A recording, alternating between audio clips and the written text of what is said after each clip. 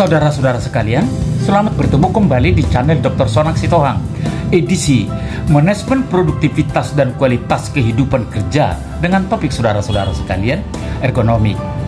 Namun saudara-saudara, sebelum mulai pembahasannya, jangan lupa tekan tombol subscribe, aktifkan notifikasi dan lonceng agar Anda tidak ketinggalan informasi berikutnya dari channel ini.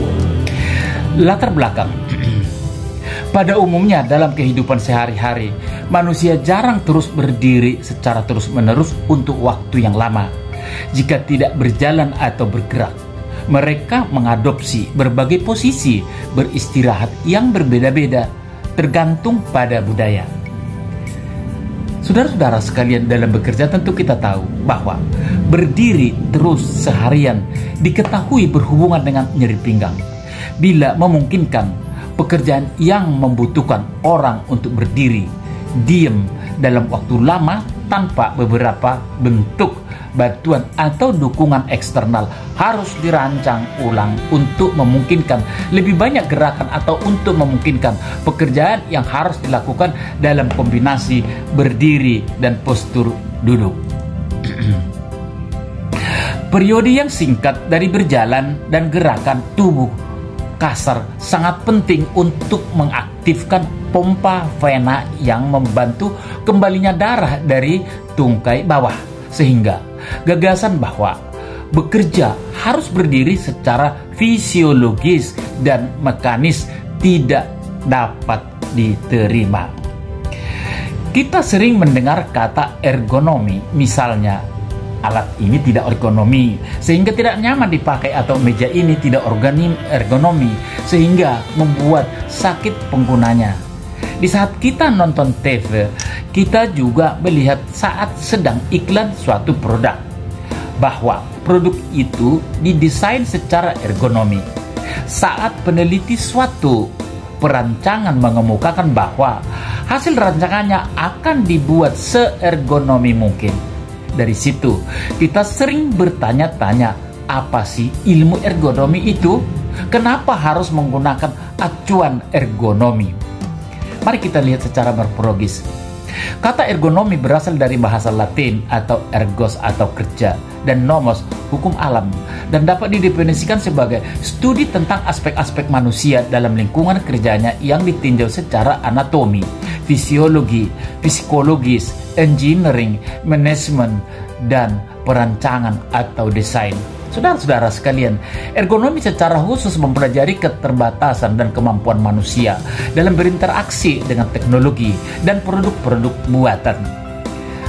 Saudara-saudara sekalian, ilmu ini berangkat dari kenyataannya bahwa manusia memiliki batas-batas kemampuan baik jangka pendek maupun jangka panjang pada saat berhadapan dengan lingkungan sistem kerja yang berupa perangkat keras atau hardware atau mesin, peralatan kerja dan lain-lain, dan perangkat lunak atau software, metode kerja, sistem dan lain-lain. Saudara-saudara sekalian, untuk lebih efektifnya kita memahaminya, tujuan ergonomi. Ergonomi adalah satu ilmu yang peduli akan adanya keserasian manusia dan pekerjaannya. Ilmu ini menempatkan manusia sebagai unsur pertama, terutama kemampuan, kebolehan, dan batasannya. Ergonomi bertujuan membuat pekerjaan, peralatan, informasi, dan lingkungan yang serasi satu sama lainnya. Menciptakan keseimbangan rasional antara berbagai aspek seperti teknis, ekonomis, antropologis, dan budaya dari setiap sistem kerja yang dilakukan sehingga tercipta kualitas kerja dan kualitas hidup yang tinggi. Meningkatkan kesejahteraan fisik dan mental melalui upaya pencegahan cedera pada penyakit akibat kerja, menurunkan beban kerja fisik dan mental, mengupayakan promosi dan kepuasan kerja. Saudara-saudara sekalian, meningkatkan kesejahteraan sosial melalui peningkatan kualitas kontak sosial, mengelola dan mengkoordinir kerja secara tepat guna, dan meningkatkan jaminan sosial baik selama kurun waktu usia produktif maupun setelah tidak produktif lagi. Nah, metodenya dengan menganalisis hubungan fisik antara manusia dengan fasilitas kerja yang digunakan. Tentunya saudara-saudara sekalian, setiap orang ya akan berbeda sesuai dengan pekerjaannya masing-masing, karena masing-masing pekerjaan itu menuntut tadi posisi bagaimana orang-orang yang melaksanakan pekerjaannya tersebut. Konsep keseimbangan tentu. Yang pertama, work capacity, personal capacity, physiological capacity, physiological comparative, biomechanical capacity. Yang kedua, saudara-saudara kalian, task demand, material karakteristik atau text workplace, karakteristik organizational karakteristik, environmental karakteristik. Dan yang ketiga, performance ditentukan oleh kapasitas kerja, kemampuan kerja, dan tuntutan tugas. Dan yang keempat, saudara-saudara sekalian, jika tuntutan tugas lebih besar kemampuan kerja, maka overstress, discomfort, lelah, cedera, cilaka, sakit, dan produktivitas yang rendah. Yang kelima, saudara-saudara sekalian, jika tuntutan tugas lebih kecil dari kemampuan kerja, maka under stress, bosan, lesu, tidak produktif. Dan yang keenam, harapannya adalah antara tuntutan tugas sama dengan kemampuan tugas, jadi performance akan optimal. Inilah saudara-saudara kira-kira yang menjadi tujuan. Yang berikut manfaatnya untuk mengurangi ketidaknyamanan pada saat bekerja. Tentunya orang-orang tadi yang terlibat dalam pekerjaannya ya. Jadi untuk mengurangi ketidaknyamanan pada saat bekerja. Dengan demikian, ergonomi berguna sebagai media pencegahan terhadap kelelahan kerja sendiri, mungkin sebelum berakibat kronis dan fatal. Mari kita lihat saudara-saudara sekalian, peran ergonomi dalam lingkungan kerja. Aplikasi ergonomi dalam desain sistem kerja memberikan peranan penting dalam meningkatkan faktor keselamatan dan kesehatan kerja. Misalnya, desain sistem kerja untuk mengurangi rasa nyeri dan ngilu pada sistem kerangka dan otot manusia. Yang berikut, desain stasiun kerja untuk alat peraga visual, display untuk mengurangi ketidaknyamanan visual dan postur kerja, desain perkakas kerja untuk mengurangi kelelahan kerja, desain peletakan instrumen dan sistem pengendali agar didapat optimasi dalam proses transfer informasi sehingga dihasilkan suatu respon yang cepat dengan meminimumkan risiko kesalahan dan meningkatkan efisiensi kerja dan hilangnya risiko kesehatan akibat metode kerja yang kurang tepat. Nah, saudara-saudara sekalian, efisien kerja dan hilangnya risiko. Nah, hal ini jika ergonomi ya betul-betul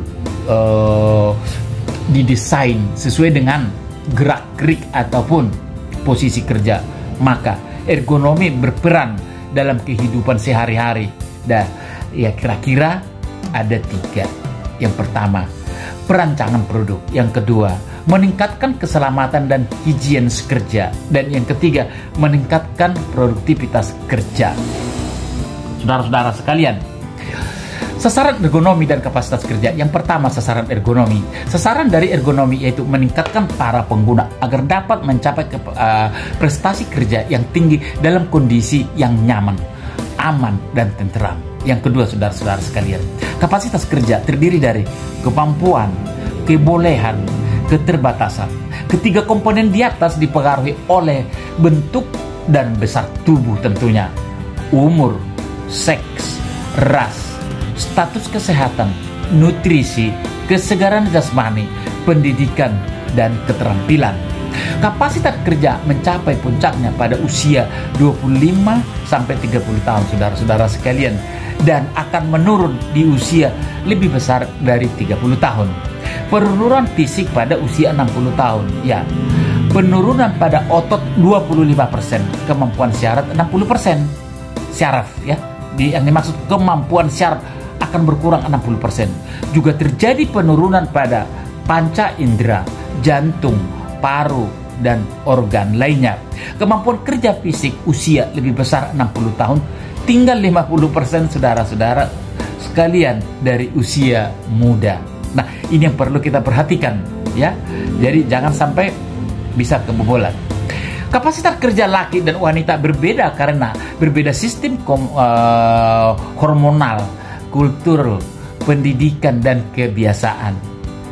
Tiap suku bangsa mempunyai reputasi tersendiri pada jenis pekerjaan yang cocok dikarenakan perubahan yang terjadi secara evolusioner dan akhirnya bersifat herediter. Beban kerja. Tubuh manusia dirancang untuk melakukan pekerjaan. Massa otot beratnya hampir setengah berat badan, memungkinkan dapat menggerakkan tubuh. Setiap beban kerja yang diterima oleh pekerja harus sesuai ya, baik terhadap kemampuan fisik, kognitif maupun keterbatasan manusia. Saudara-saudara sekalian, faktor-faktor yang mempengaruhi beban kerja. Yang pertama, faktor internal, faktor somatis dan fisikis. Yang kedua, faktor eksternal, yaitu tugas-tugas yang bersifat fisik, beban yang diangkat atau diangkut, sikap kerja, alat dan sarana kerja, kondisi atau medan kerja, dan lain-lain. Yang berikut, tugas yang bersifat fisikis, tingkat kesulitan, tanggung jawab, dan lain-lain. Organisasi kerja, lamanya waktu kerja, kerja bergilir, sistem pengupahan, sistem kerja, istirahat, sistem pelimpahan tugas atau wewenang. Saudara-saudara sekalian, postur atau suka kerja. Situasi kerja yang mengatur pembebanan statis otot ini antara: pertama, bekerja dengan tangan dan lengan. Dua, memegang alat dan benda berat. Yang ketiga, berdiri dengan strength tertekuk untuk meraih benda yang ditetapkan selalu jauh atau tidak dapat diakses karena kurangnya ruang untuk kaki.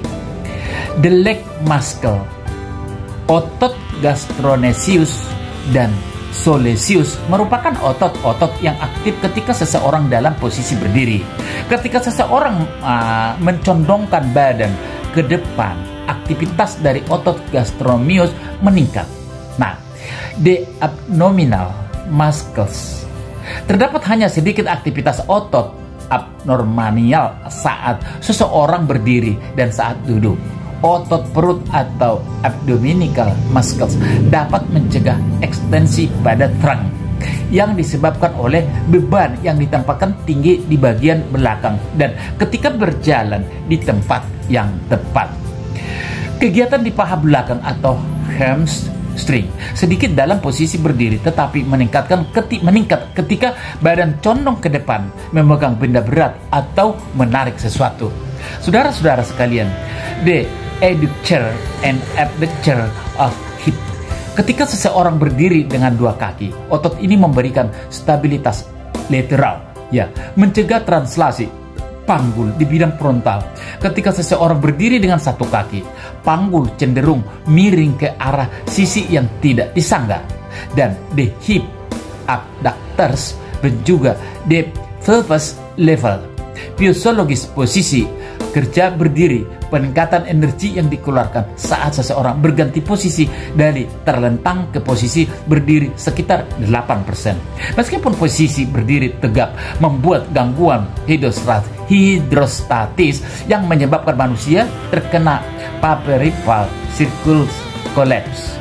Nah, berdiri terlalu lama menyebabkan perubahan fisiologis termasuk pernyataan peripher darah, penurunan volume stroke, dan meningkatkan denyut jantung, diastolik dan tekanan arteri rata, resistensi peripher, dan impedance thorax. Ya. Varises yang kerja berdiri. Varises adalah pembuluh darah yang dangkal. Seringkali katup tidak berfungsi secara efektif sehingga terjadi penggumpalan darah dan pembengkakan yang menyakitkan. Kerja berdiri diduga terkait dengan varises dan ekstremitas bawah. Pria yang sebagian besar pekerjaannya dalam posisi berdiri hampir 2 kali lipat mengalami varises dibandingkan pria lainnya. Wanita yang bekerja dengan posisi berdiri 2,5 kali lebih berisiko dari wanita lain. Ya, kerja berdiri harus dikombinasikan dengan jenis pekerjaan lainnya, misalnya pekerjaan dengan posisi duduk. Pekerja yang duduk tidak harus menurunkan pandangan kaki mereka untuk mengoperasikan pedal kaki, atau dalam kasus pekerja tinggi, tempat kerja harus mendesain ruangan untuk melenturkan lutut. Ya, postur tubuh yang baik, tulang belakang berada pada pertengahan dari range of movement-nya dan batang tubuh dalam keadaan yang tidak dipaksakan, bebas gerak ke depan dan ke belakang. Saudara-saudara sekalian, masalah tulang belakang pada posisi kerja berdiri. Pertama, umumnya ialah low back pain. Ya, LBP. LBP juga disebabkan oleh muscular fatigue atau kelelahan otot. Jika seseorang berdiri dengan tubuh condong ke depan atau contoh mencuci dan menyetrika, maka lingkungan kerja harus didesain untuk mencegah pekerjaan dalam posisi terlalu membungkuk atau excessive lordosis dan forward flexed working position. Duduk memiliki banyak keuntungan dibandingkan berdiri dalam posisi bekerja. Aktivitas dalam level rendah dari soleus dan otot tibialis interior diperlukan dalam posisi berdiri, di mana otot tersebut dapat menjadi lelah karena tubuh bagian bawah menyalurkan darah melawan gravitasi. Pulling dapat terjadi apabila seseorang berdiri dalam waktu yang lama, dapat memicu pembengkakan pada lutut. Dalam keadaan ekstrim, berkurangnya aliran darah kembali ke jantung menyebabkan turunnya tekanan darah dan dapat menyebabkan seseorang pingsan. Hal ini dapat dikurangi dalam keadaan duduk apabila kursi didesain dengan baik. Meskipun mitos yang sangat populer mengatakan bahwa duduk merupakan faktor yang menyebabkan penyakit low back pain, fakta menunjukkan bahwa duduk dalam bekerja sungguh tidak berbahaya. Tempat kerja yang ergonomis menganjurkan postur yang sangat baik. Furniture dengan desain ergonomis tidak dapat dibeli begitu saja di sebuah toko. Kecocokan dan keuntungan dari masing-masing desain hanya bisa dicapai atau dibuat berdasarkan karakteristik dari pemakai dan keperluan dari pekerjaan tersebut. Salah satu pertimbangan yang paling dasar dalam desain workstation adalah anthropometry yang tepat antara pengguna dan furniture. Desainer biasanya merancang untuk memastikan bahwa 90% dari pengguna akan diakomodasikan. Oleh karena itu, saudara-saudara sekalian, masalah dapat terjadi dengan individu yang sangat tinggi, pendek atau obesitas, dan pengaturan khusus mungkin perlu dibuat untuk mengakomodasi mereka. Banyak perabot kantor dirancang di ketinggian meja sekitar 73 cm dan mengasumsikan penyediaan kursi height adjustable dalam batas-batas, di mana yang pertama, pengguna yang pendek dapat meningkatkan ketinggian kursi mereka sehingga ketinggian meja mendekati ketinggian duduk siku mereka. Yang kedua, meja tidak begitu tinggi, yang mana tinggi kursi melebihi tingginya mobility dari orang yang pendek dalam rangka mencapainya. Meja cukup tinggi bagi pengguna yang tinggi dapat mendekati meja dan siku tinggi dan masih memiliki ruang di bawah meja untuk kaki mereka, yaitu mereka tidak harus menurunkan kursi mereka terlalu banyak. Ketidaksesuaian anthropometry dapat mengakibatkan konsekuensi serius pada kesehatan dan efisiensi kerja dan karena cara mereka meningkatkan beban postural pada tubuh pengguna pendek. Misalnya, mungkin harus menaikkan ketinggian kursi di luar tinggi mobility dalam rangka untuk mendapatkan akses ke meja. Lingkungan kerja ergonomik. Adapun lingkungan kerja ergonomik dapat dikelompokkan menjadi 4 bidang lingkup. Yang pertama, display. Display adalah alat yang menyajikan informasi tentang lingkungan yang diakomodasikan dalam bentuk tanda-tanda atau lambang-lambang. Display terbagi menjadi 2 bagian, yaitu display statis dan display dinamis. Display statis adalah display yang memberikan informasi tanpa dipengaruhi oleh variabel waktu, misalnya peta, papan pengumuman. Sedangkan display dinamis adalah display yang dipengaruhi oleh variabel waktu, misalnya speedometer yang memberikan informasi kecepatan kendaraan bermotor dalam setiap kondisi. Yang kedua, kekuatan fisik manusia atau fisiologi.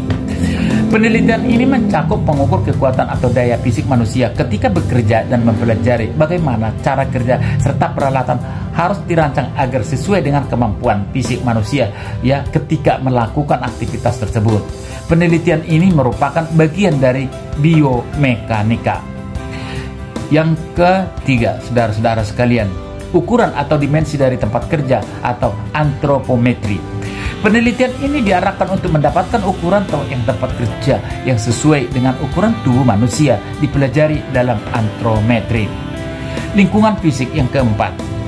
Penelitian ini berdasarkan dengan perancangan kondisi lingkungan fisik dari ruangan dan fasilitas-fasilitas di mana manusia bekerja. Hal ini dapat meliputi perancangan cahaya, suara, warna, temperatur, kelembapan, bau-bauan, dan getaran pada suatu fasilitas kerja. Misalnya, dalam perancangan produk suatu handphone, dengan memperhatikan faktor-faktor ergonomi, maka hasil perancangan akan mengarah kepada kenyamanan dalam penggunaannya. Adapun faktor-faktor yang harus diperhatikan dalam perancangan handphone agar ergonomi, yaitu ini sebagai contoh saudara-saudarian, saudara-saudara sekalian.